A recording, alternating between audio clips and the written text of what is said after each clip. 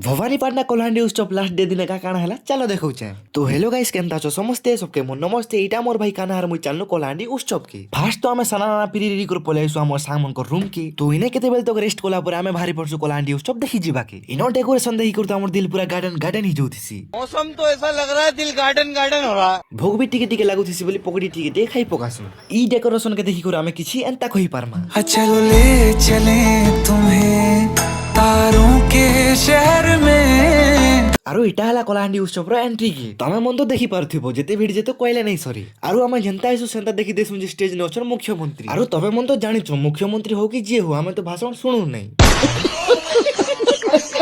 तापर किसी टाइम गोला पर स्टेज की एंट्री करसन अर्चना पाड़ी